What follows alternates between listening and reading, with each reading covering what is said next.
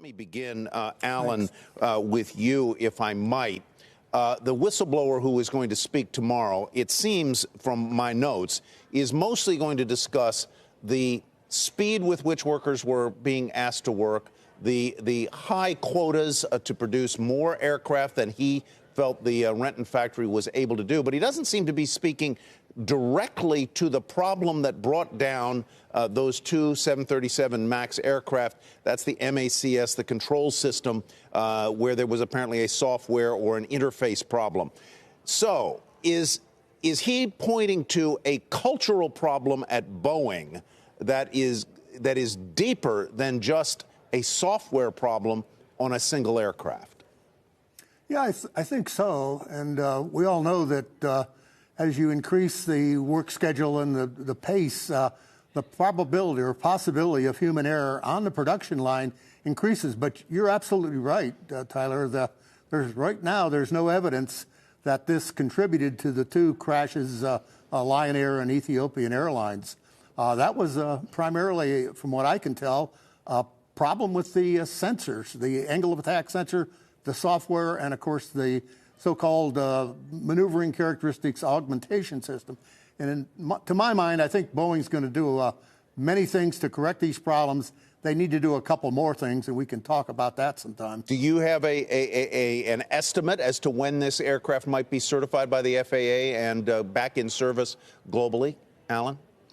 Well, I've said before, I think the claims that it'll be certified by January and back in the air by early March may be a little optimistic, because we got to remember, even though the FAA controls the certification in this country, they really do want buy-in from their counterparts around the world, the Canadians, the Europeans, and so on, and from the other stakeholders, the unions, the airlines, and, of course, the flying public. So I think it may be a little optimistic to think you'll be able to buy a ticket and fly on a MAX by early March, but we'll have to wait and see. I've also said I would hope they would look at the FAA would look at their own regulations that require emergencies to be urgent and unmistakable. I don't think they've quite solved that problem yet on the MAX. Carter, you have a buy on this stock with a $521 price target. Does a debate over the work culture and the pressure that may erupt around this whistleblower's testimony tomorrow on Capitol Hill, does that change at all your assessment of where the stock will go?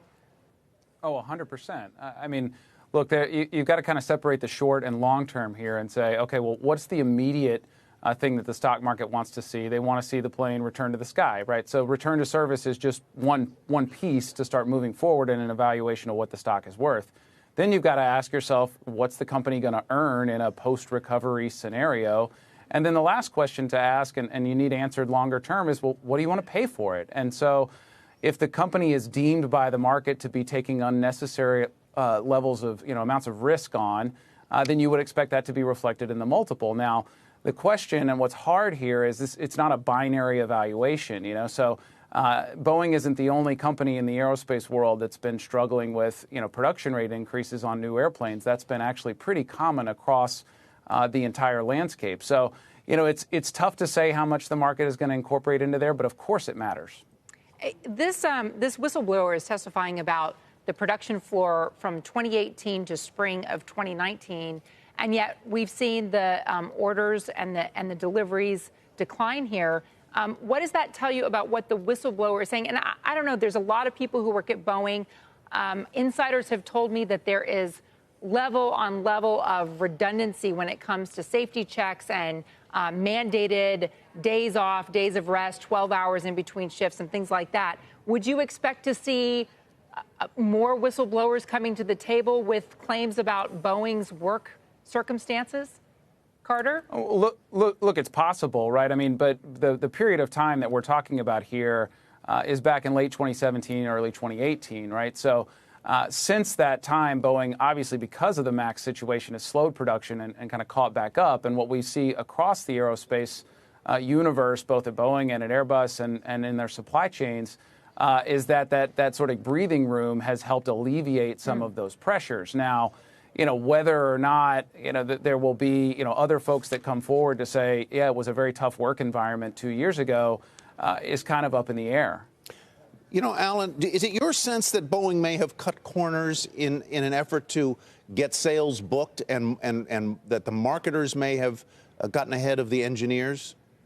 Yeah, I've said that before, and of course, this is really management's responsibility, but as Carter pointed out, there's a teething problem with new aircraft. I looked at the statistics last night for the late model, not the MAX, but the late model Boeings versus the late model Airbuses, and roughly they're comparable. The Boeing is slightly safer than the Airbus if you actually look at the number of fatal accidents per million hours. The other thing everybody needs to keep in mind is that the FAA has said they're going to inspect every aircraft. This is very unusual before that plane is allowed to return to service. So it'll be more than Boeing workers working overtime. The FAA inspectors are going to be very busy getting these airplanes back in the air.